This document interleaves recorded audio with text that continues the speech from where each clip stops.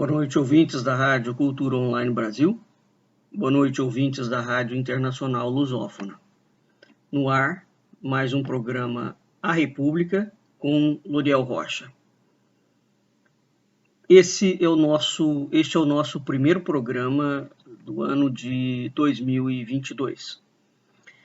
Esse ano é um ano complexo, né, no Brasil, não só em razão das eleições, mas, sobretudo, em razão de uma atmosfera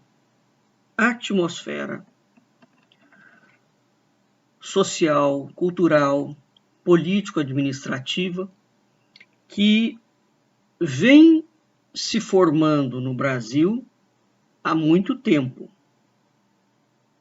e cujo horizonte, quando surgiu, ao menos de uma forma, digamos, mais ou menos visível para mim, não é? Segundo os estudos que eu tenho de história e de simbólica, então esse cenário, quando surgiu, ele já não era bom. Eu falei sobre isso claramente na eleição da Dilma com o Aécio. Portanto, naquele período em que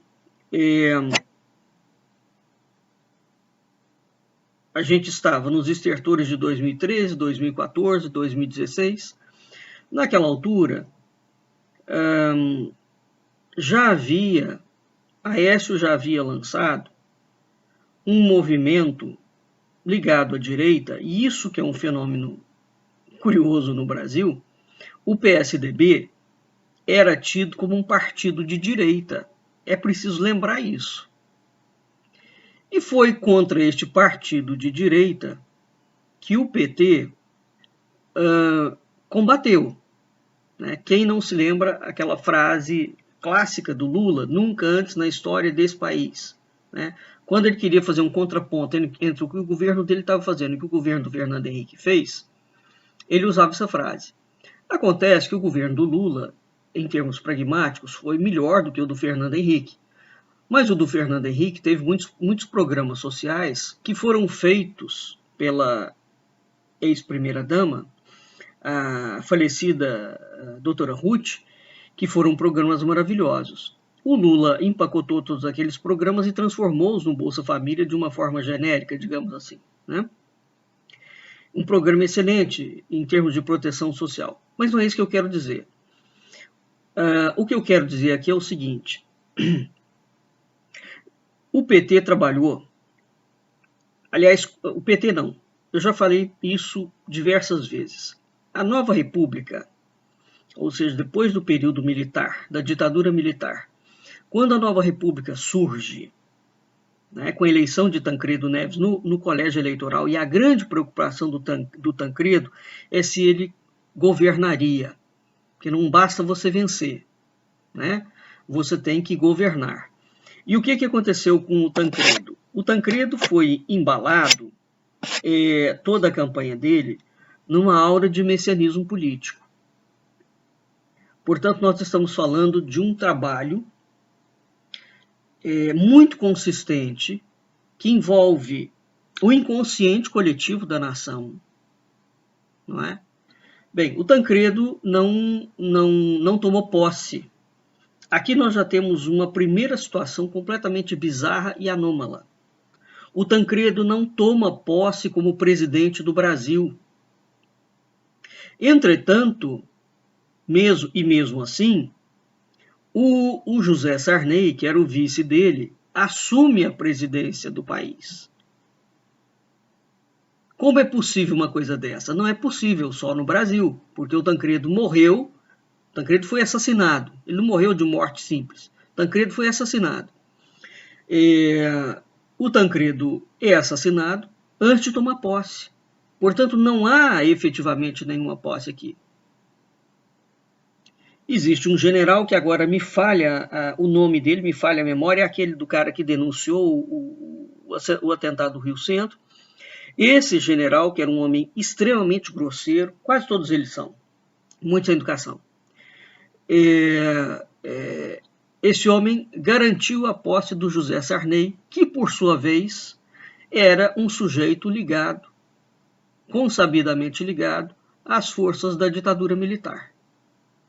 Pois bem, quando o Sarney assume, eu já falei sobre isso, tem programa sobre isso, os militares haviam feito o chamado milagre econômico militar, é a maior mentira da história do Brasil. Essa escumalha de farda, esses golpistas, esses apátridas, tinham feito mais de 800 empréstimos internacionais para financiar a economia brasileira. Como o Brasil vivia numa ditadura, eles foram mascarando o processo econômico. Muito bem. Por que eles entregaram o poder? Não é porque eles queriam entregar o poder. Eles entregaram o poder porque, de fato, não tinha mais como segurar o problema. Não tinha mais como mascarar o problema. E, por outro lado, eles não poderiam continuar aquele processo cíclico de endividamento. Bem, então, curiosamente, acontece uma situação absolutamente anômala. O Tancredo morre, antes de tomar posse. O José Sarney é empossado na baioneta e no chute de botas dos generais. Eles colocam o Sarney ali. Recai sobre o Sarney aquele período inflacionário absolutamente violento e a economia do país entra em frangalhos. Com isso, os militares se livram de cair sobre as costas deles toda aquela bagunça econômica, todo aquele caos econômico que vai ser atribuído erroneamente, fraudulentamente, mentirosamente aos civis. Muito bem. Aí o que aconteceu? A redemocratização fez uma coisa muito boa, porque foram exatamente os indivíduos civis, a esquerda, né, porque a partir, exceto o Sarney e o Collor, os outros governos foram de esquerda. Mas todos eles, do governo do Sarney em diante, todo mundo teve que lidar com aquela situação e conseguiu se debelar o problema. Né? E esse problema, veja bem, o controle da inflação, né, no Brasil, ele só foi conseguido efetivamente perto do governo do Lula, com o governo do Lula e com o governo da Dilma. Né? Agora, no governo do Bolsonaro, a inflação voltou novamente. Mas o que aconteceu também, voltando aqui? Foi também no governo do Sarney que foi criada a Constituição de 1988. Eu já fiz muito programa sobre isso também. Nesta Constituição de 1988, foram inseridas cláusulas fartamente denunciadas pelo Dr. Adriano Benagnon, cláusulas fraudulentas, inseridas fraudulentamente pelo Nelson Jobim, que foi ministro da Defesa e foi ministro Supremo e ministro da Justiça, que naquela época fazia parte do PMDB. Foi inserido, portanto, pelo Nelson Jobim dentro da Constituição. Ele não era um dos parlamentares constituintes, ele entrou lá e inseriu aquela cláusula, amarrando a estrutura brasileira, economicamente falando, de tal modo que o Brasil entraria em colapso econômico-financeiro dentro de 30 anos aproximadamente. Muito bem. Quando o Sarney viu aquilo e se deu conta do que havia sido feito, o Sarney publicou a fala, né, há um pronunciamento oficial dele dizendo que aquela Constituição iria inviabilizar o Brasil e que por ele, portanto, aquela Constituição não seria aprovada. O que fez o senhor Ulisses Guimarães, vindo naquela demanda do combate à ditadura? o senhor Ulisses Guimarães meteu o pé na jaca e disse que publicaria a Constituição, e eles promulgaram a Constituição. Passados 30 anos, o que nós vemos? O colapso do Brasil. Efetivamente, porque o Brasil, na estrutura que foi feita, foi entregue para os bancos internacionais. A doutora Maria Lúcia Fatorelli, né, da Auditoria da Dívida Pública, vem fazendo vídeos gravíssimos em relação a isso. Ela conheceu muito o doutor Adriano Benayon. Então, assim, o Brasil não inteira da sua história, porque de fato não quer ouvir, porque ela existe. Muito bem, o que está dentro desse contexto como um todo? Veja como a situação política brasileira é extremamente complexa. O Lula, que surge como uma liderança sindicalista, cria o PT, apoiado pelos generais. Então os generais tinham, é consabido disso, porque eles não faziam segredo, os generais tinham a intenção de criar um partido de esquerda, um macro partido de esquerda, para controlar, para trazer para dentro daquele viés todos os outros partidos de esquerda, e aonde os militares pudessem controlar remotamente. Não é? O Lula atuava como agente da ditadura militar e como braço ali desse projeto militar e da Igreja Católica. Pois muito bem. O Lula enfrenta, portanto, todas as candidaturas, vai se lançando candidato, vai se fazendo, é um homem extremamente hábil em termos de negociação, hein? O Lula tem uma trajetória como liderança sindicalista absolutamente singular. Absolutamente singular. É preciso reconhecer as capacidades das pessoas, não é? Bem, eu só estou me referindo aqui ao contexto, tá? Vamos analisar, vamos voltar um pouco atrás na história para entender um pouquinho o cenário que nós estamos vivendo hoje.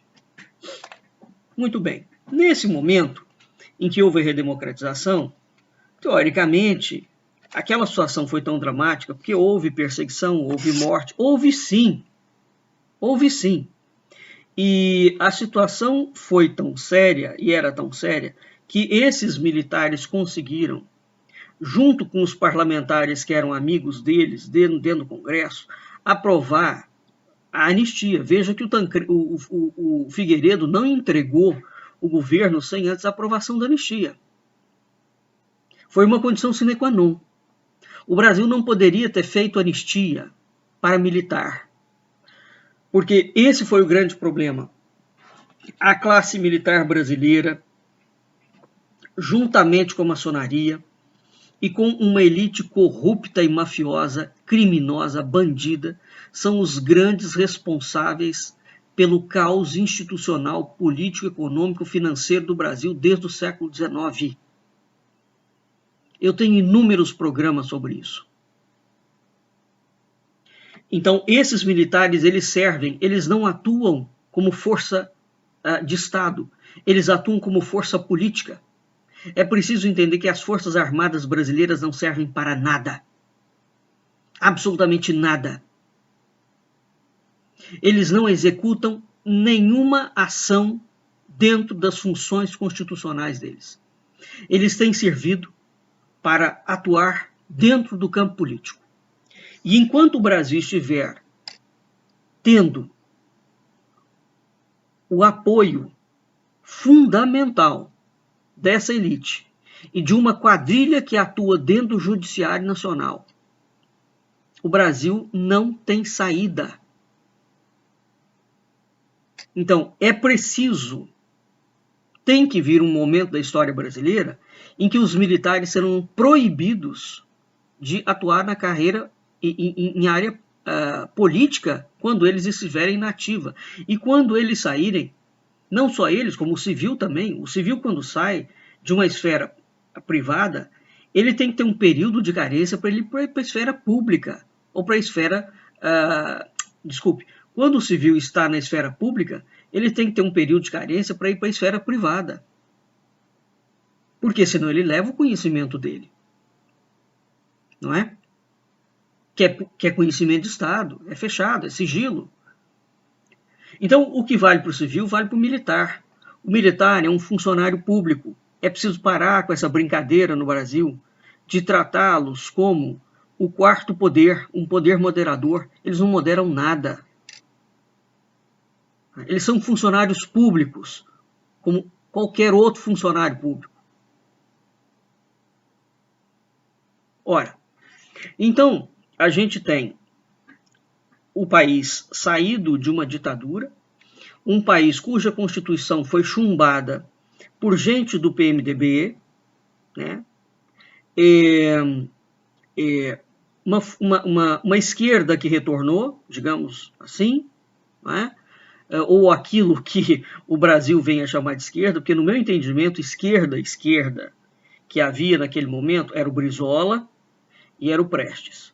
O Lula não pode se chamar de esquerda. O PT começou a fazer alguma coisa. Lula é um sindicalista que reúne a esquerda e isola o Brizola e isola o Prestes. Né?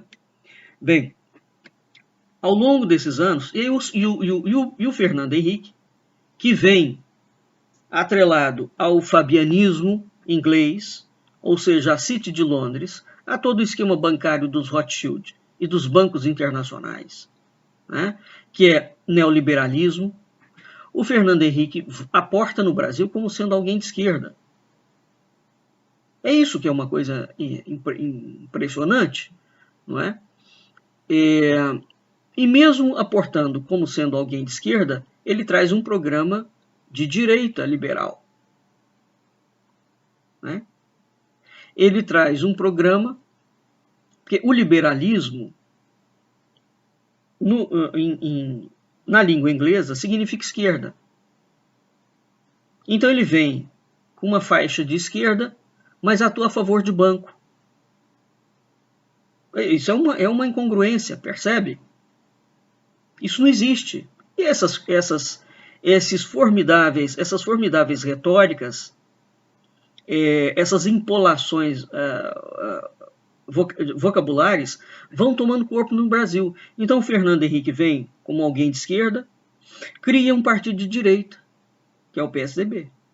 E o PSDB, portanto, depois de algum tempo, o PSDB vai dizer que nunca foi de direita. O PSDB vai dizer que era esquerda ou centro-esquerda, seja lá o que for. O Lula surge, portanto, como alguém de esquerda, não é? Que vai combater a direita do Fernando Henrique. E aquilo ali vai indo. Aparentemente, os militares estão quietos no canto deles, não é? Durante o período da redemocratização. O Lula dá um reforço muito grande para as Forças Armadas no governo dele, isso é um fato, isso é uma verdade. E dentro do governo do Lula, os militares já começam a programar, bem como com as forças policiais, uma série de candidaturas militares. Juntamente com isso, eles vão fazendo uma propaganda financiada pelos cofres públicos, através do departamento de imprensa das próprias Forças Armadas, o Secomex, né? Eles vão fazendo uma propaganda cada vez mais sistemática de que eles, militares, são puros, limpos, honestos e que devem tomar conta da política, e que todos os civis são impuros, desonestos e corruptos. Então, ao mesmo tempo que a política vai passando por aquelas situações, agravada por uma inflação, agravada por uma série de coisas que esses mesmos militares bandidos deixaram como herança maldita. Tá? E cujo resultado recaiu sobre os governos civis. Os malfeitos e os embaraços e os embrólios e as dívidas. Os civis tiveram que se desfazer disso. Não interessa aqui se a gente gosta do fulano, ciclano ou beltrano. Não se trata de uma questão de gosto, trata-se de um fato histórico. Enquanto isso, eles tinham um pé com o Lula, mandaram um outro sujeito, que foi a candidatura do Bolsonaro desde o início, tiraram ele do exército e botaram como sujeito ali posicionado no Rio de Janeiro, e estavam, ao mesmo tempo, construindo sigilosamente outras campanhas. Em 2009, começam a ser lançadas maciçamente uma série de programas de candidaturas de militares. Tá? O processo começou em 2009. Nós estamos no governo do Lula.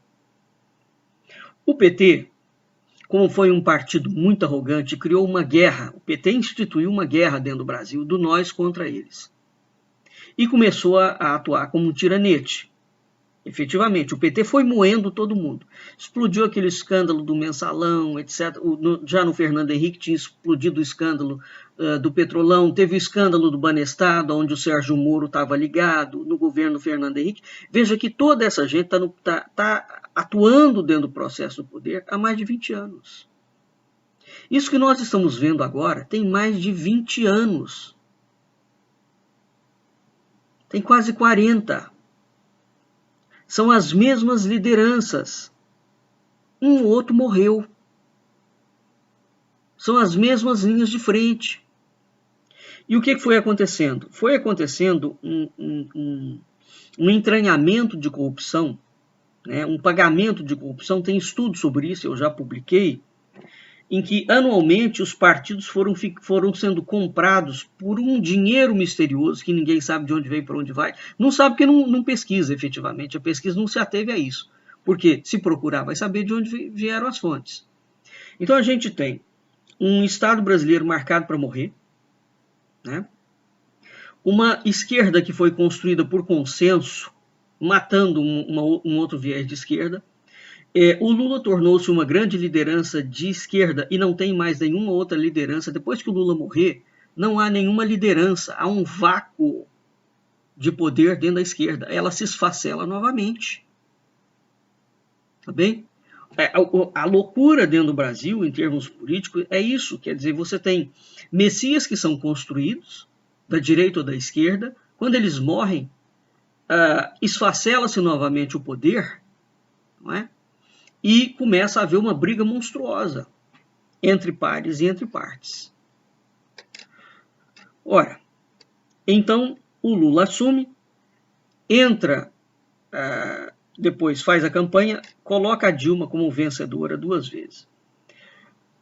Nesse meio tempo, veja, o Lula, a candidatura do Lula é construída como um Messias mesmo, né? Do Fernando Collor foi, do Fernando Henrique não foi, né, mas foi assim, teve uma ou outra situação que o chamava para tal.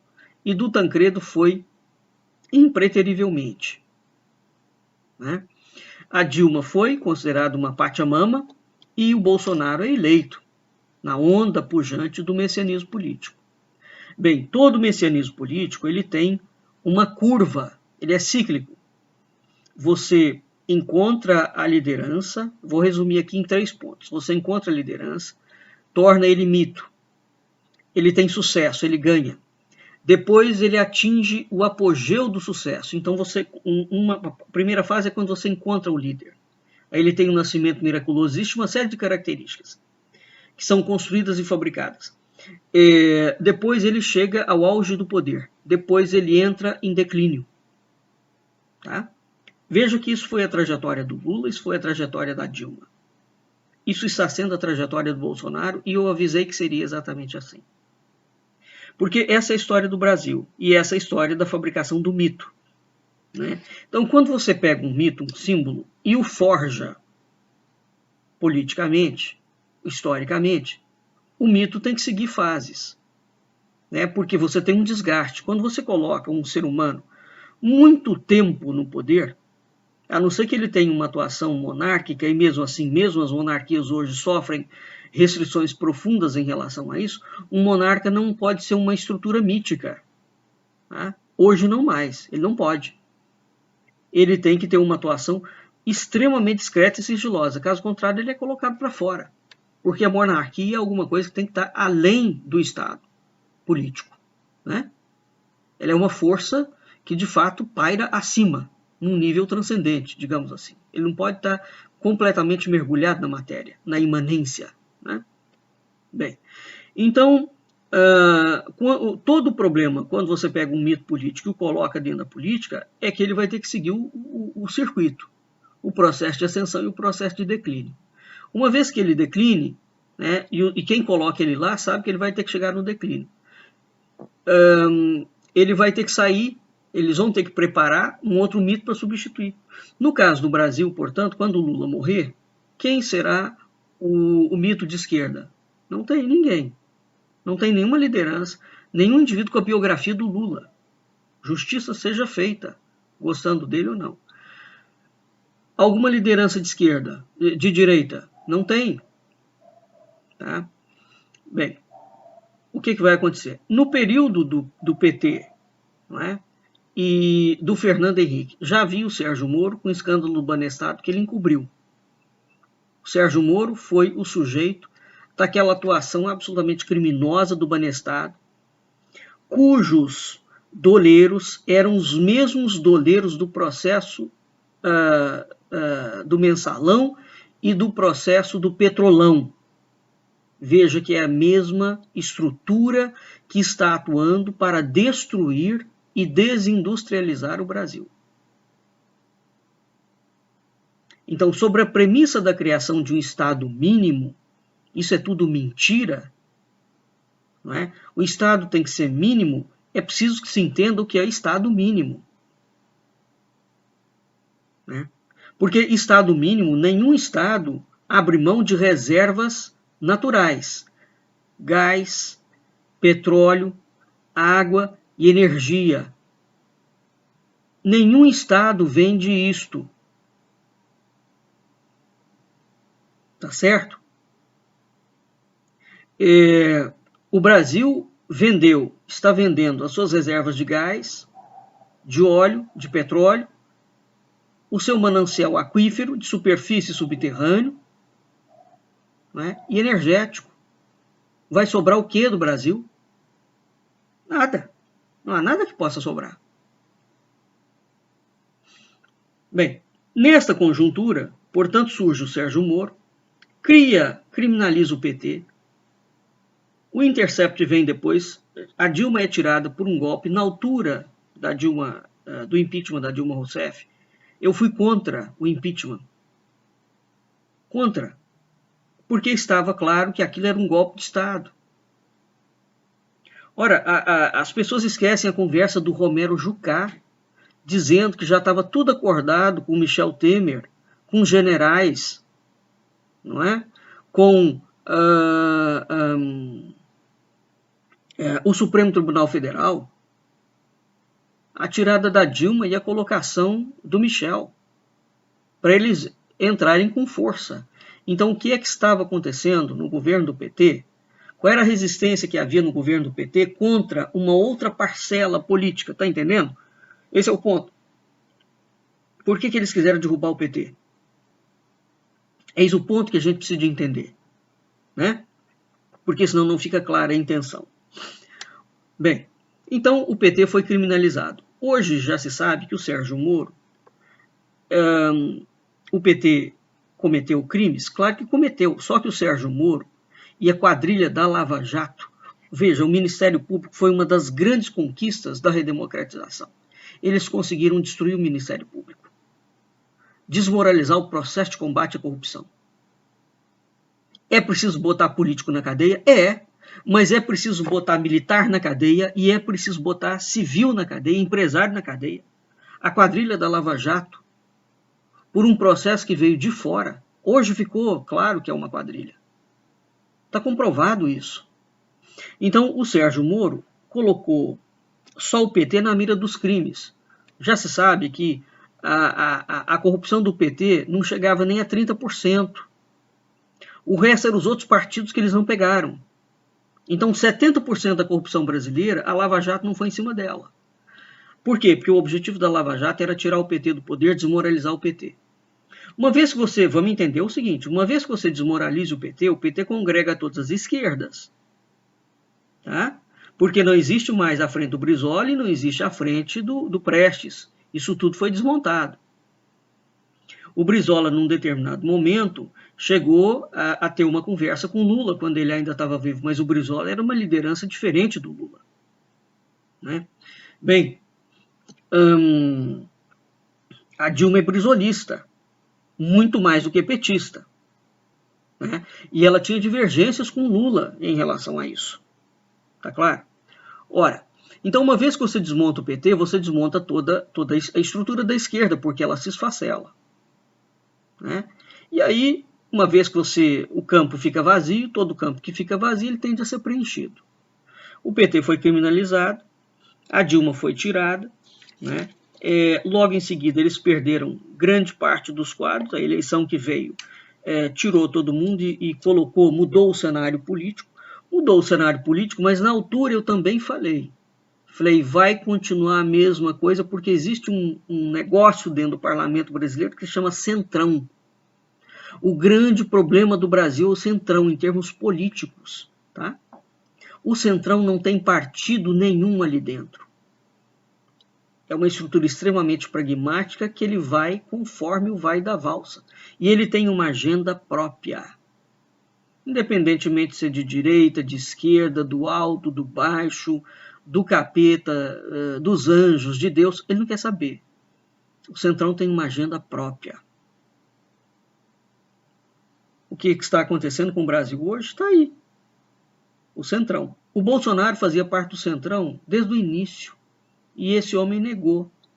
E como tudo no Brasil é um processo de fraude e de mentira, né, ele fez parte dos partidos políticos da base aliada mais corrupta do Congresso Nacional durante toda a sua vida parlamentar. Um homem envolvido em milícias e rachadinhas. A família enriqueceu, não se sabe como nem onde, porque eles nunca trabalharam na vida.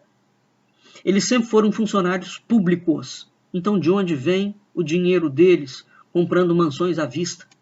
Dele, de ex-mulher, de filho? De onde vem? Não é do dinheiro da política, evidentemente. Eles não prestam consultoria, não fazem mais nada na vida. Então, as pessoas querem ser enganadas.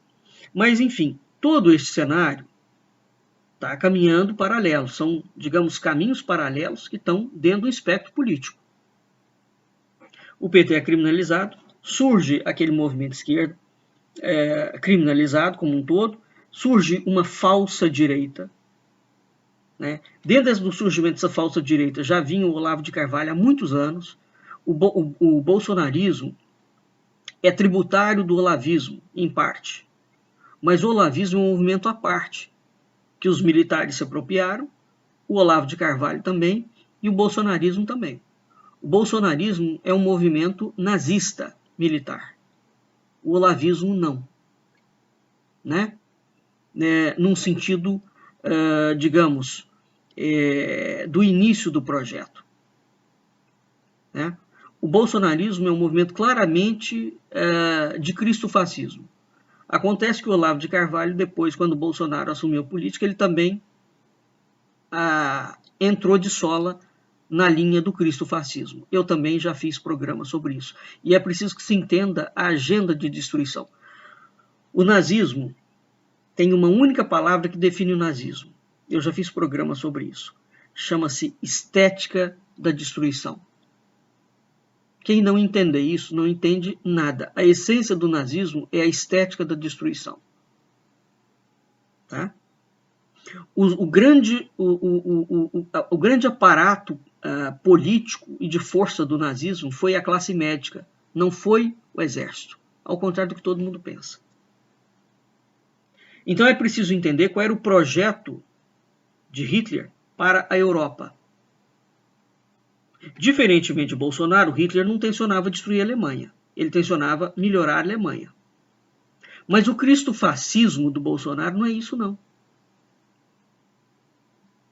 O cristofascismo do Bolsonaro é um nazismo mambembe de destruição do país para fazer uma outra coisa. Bem, mas primeiro é preciso destruir. Veja que a agenda da destruição já estava presente desde o início da redemocratização. através da dilapidação das forças nacionais e políticas. Então, tudo isso que eu citei para vocês é todos esses acontecimentos históricos que podem ser comprovados. Eles fazem parte. Esqueci de citar um. Saído dos porões da ditadura, nós temos fomentado pelos militares a criação de militares egressos do Serviço de Segurança, Especial e da arapongagem militar. Nós temos militares que vão prestar consultorias e vão fomentar e criar, estou falando criar, as chamadas milícias. Os milicianos depois vão se juntar com bandidos, com traficante, com narcotraficante, com droga. E o Rio de Janeiro vai vir a se tornar o grande reduto dos milicianos e da bandidagem egressa do período militar. Isso tudo converge agora nessa candidatura de Bolsonaro. Muito bem, em 2018, o Lula, 2018-19, tem aquela eleição, o Lula é o favorito, não é? Ele não tinha sido preso, o Sérgio Moro manda prender o Lula, depois o Sérgio Moro assume como ministro do Lula, meses antes do Sérgio Moro ser convidado para ministro do Lula, o Mourão já havia dito que tinha iniciado conversas com o Sérgio Moro e com o Paulo Guedes. Tá bem? Depois o sujeito que prende o Lula aceita o cargo de ministro e depois ele é jogado para fora e agora aparece como candidato político. Nesse meio tempo aconteceu uma reviravolta, evidentemente. E olha a situação. O Brasil é bizarro sobre todos os aspectos, não há o que falar sobre isso aqui.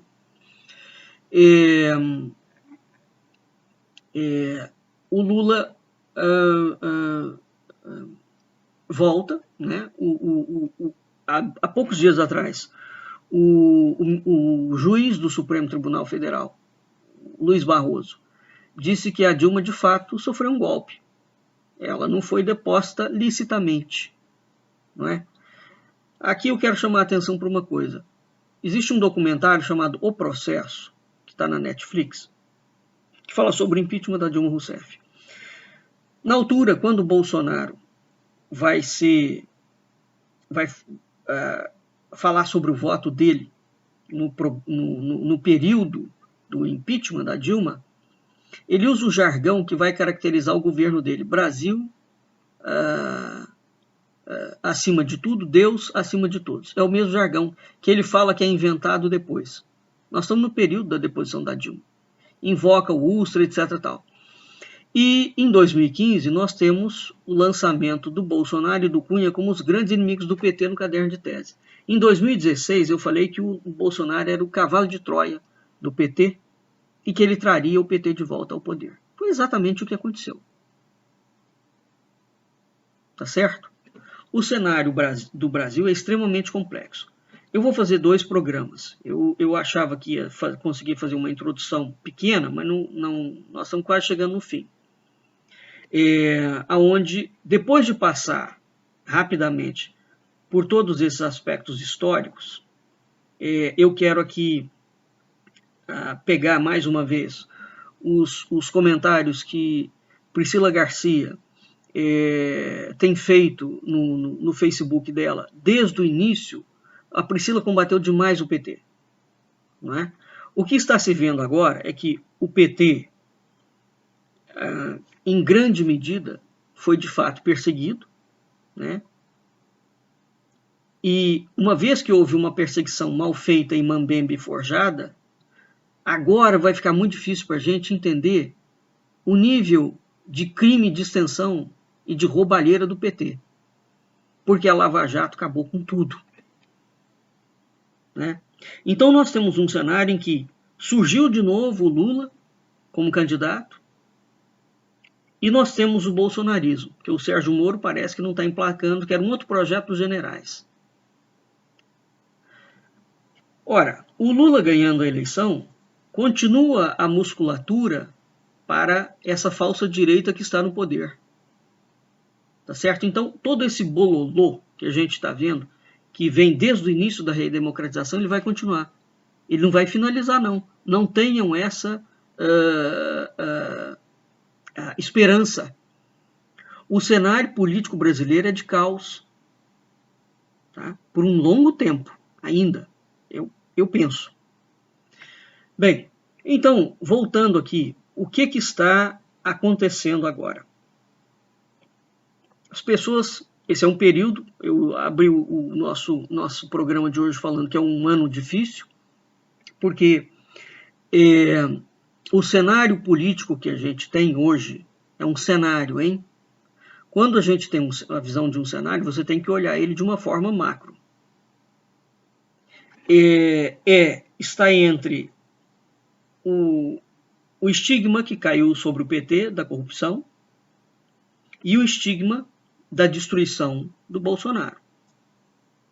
É por isso que o nome da nossa aula é Entre a barbárie dos generais e de Bolsonaro e a corrupção do PT. Muitas pessoas vão dizer, e a Priscila está pensando, articulando o pensamento de uma forma macro, e ela está correta, muita gente não quer que o PT volte porque o PT roubou. Não, a questão é de opção.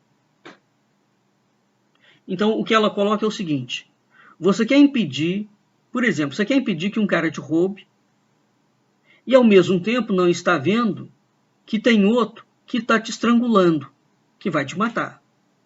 Então, você vai fazer o quê? Você vai se livrar do estrangulador ou vai deixar que o cara te roube? Né? Porque se você permitir que o estrangulador continue apertando a sua garganta até você morrer sufocado com 3 palmos de língua para fora, porque você não quer ser roubado, isso é uma opção factível que se faça? Qual é o cenário que existe hoje no Brasil? Um projeto de destruição. Literalmente. Uma elite comprometida com a destruição e com a entrega de toda a soberania nacional. O PT fez isso? Não, não fez, não. Não fez. Não fez. Quem está fazendo isso é a falsa direita. Eles arrebentaram com o Brasil. Arrebentaram com o Brasil. Então, existe uma coisa aqui em política que se chama timing. Vamos dar um outro exemplo aqui. Quando o Hitler estava literalmente destruindo a Europa inteira, o nazismo é a estética da destruição. Quando a gente fala em destruição, é destruição mesmo. Hitler ia bombardear todas as capitais da Europa. Quando ele mandou um general dele bombardear Paris, o general do Hitler foi contra o Hitler. Ele falou: eu não vou fazer isso. A partir daquele momento, a Europa se deu conta do que o homem ia fazer. Porque o Hitler estava fazendo isso, inclusive, na Alemanha. Ele ia construir uma outra estética, uma outra cultura, uma outra civilização. E para construir uma outra civilização, que era o Terceiro Reich, que ia durar 1000 anos, ele ia literalmente destruir a Europa. Ipso facto. Porque só restaria a Alemanha. A Alemanha seria a Europa. É por isso que a Alemanha fez aquele processo de, inclusive, proibir que se fale no nazismo. Porque o projeto do Terceiro Reich, a despeito dos acertos econômicos, foi uma coisa louca. Louca. Uma coisa é o stalinismo, é o comunismo, como projeto geopolítico de expansão. Outra coisa é você pegar o nazismo e o líder falar que vai literalmente bombardear todas as capitais da Europa. Acabar com todas as culturas da Europa, porque a única cultura que pode prevalecer é a germânica. São coisas completamente distintas, pelo amor de Deus. Não tem parâmetro. Por maior que tenha sido o horror do comunismo. Tá certo? Então, a estética da destruição, nazista, pressupunha a eliminação ipso facto. O Bolsonaro está fazendo isso aqui no Brasil. Esses generais só não conseguiram. Veja que o projeto deles, enquanto política de Estado, foi: eles deixaram morrer mais de 600 mil pessoas para atingir a imunidade de rebanho. Isso não é uma brincadeira. Esses homens tinham que ser presos como democidas. É crime cometido pelo Estado. O mundo enlouqueceu. Né? Então, o Churchill, naquela altura, aliou-se a Stalin para combater Hitler. Por que eu estou falando isso? Por conta da opção que eles dizem que a gente tem que ter agora, nessa eleição. Ou você vai optar pelo Lula ou você vai optar pelo Bolsonaro. Não existe opção. O Bolsonaro não é uma opção. O Bolsonaro não é uma opção. Agora, por outro lado, é o timing de Churchill, hein? É o timing. Qual é? Veja a que ponto o Brasil chegou. E olha, eu estou falando isso, não é para estimular ninguém a votar no Lula. Eu quero deixar claro que eu não sou eleitor nem do Lula nem do Bolsonaro. Não sou e nunca fui. E não serei. Tá certo? A minha posição política, ou seja, em quem eu voto, eu nunca publiquei se eu voto em branco, nulo, se eu não voto. Eu nunca publiquei. Eu estou fazendo uma análise de cenário. Curiosamente, a única liderança política no Brasil agora que consegue livrar o Brasil do projeto da estética da destruição dos generais nazistas é o Lula. Então veja a situação em que nós chegamos. É preciso deter o avanço da destruição. E isso implica em configurar um ponto em que uma escolha tenha uma escolha menor, tenha um timing adequado. Tá certo? O timing é agora. Tá? Então, a eleição, se a extrema-direita, a moda brasileira, porque o Brasil nunca teve direita de fato. Tá? Ninguém, portanto, que combateu o PT, a Priscila foi uma das pessoas mais combativas ao PT. E continua. Então, ninguém em sã consciência pode vender o PT como uma alternativa limpíssima, corretíssima, formidável. Só um canalha faz isso. Só um insano faz isso.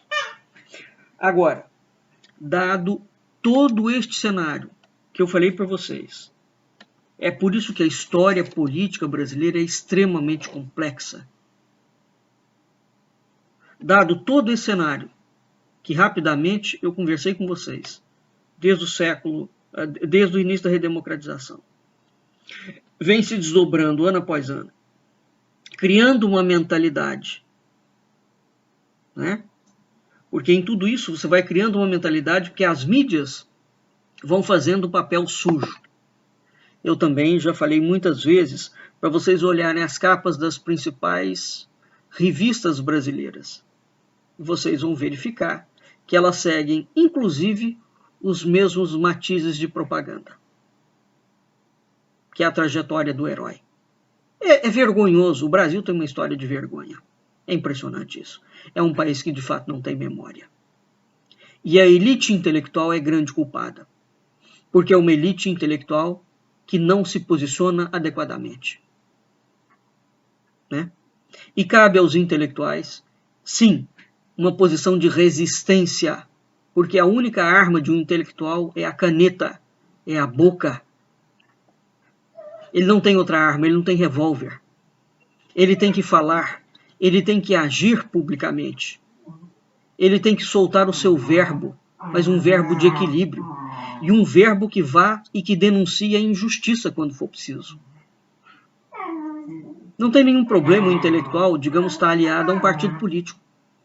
Agora, tem todo o problema do mundo quando todos os intelectuais só servem a interesses políticos. Aí não dá. Não é? Então, quando o intelectual se torna orgânico, aí nós temos um problema. Não é? Bem, então a gente não tem jornalistas que façam denúncias corretas e concretas, porque o Brasil tem uma máfia de controle público através das mídias. Né? Nós temos uma máfia de controle no eixo das universidades, que compra uma história desde o século XIX associada à independência brasileira. Eu também já falei muito sobre isso. A gente tem 4 grandes linhas historiográficas dentro do Brasil, dentro das universidades. Né? A gente teve um acordo, sim, que foi feito entre os militares e a esquerda, para eles pegarem uma parcela da parte cultural brasileira. Enfim, isso é uma balbúrdia, tá entendendo? Então, o PT, neste momento, é a única alternativa viável para combater o projeto de destruição dos generais e da Faria Lima de São Paulo, dos bancos. Veja os vídeos da Maria Lúcia Fatorelli. Repito, ela está mostrando tudo ali o que está acontecendo, com documento. É grave. Então, de quem é a culpa? 57 milhões de brasileiros votaram no Bolsonaro. Foram eles que colocaram esse destruidor, esse democida no poder. E os generais. Não é possível desacontecer o acontecido. Então não adianta ficar arreganhando os dentes e estribuchando. É preciso fazer alguma coisa. E a resposta não pode ser um clichê: eu não quero o PT porque o PT é corrupto. Aí entre um corrupto e um psicopata genocida, não há escolha. Não se pode ficar com um psicopata genocida. Isso não é uma questão de escolha. É uma questão de realidade configurada. Tá? Todos vamos pagar o preço dessa estupidez cometida lá atrás.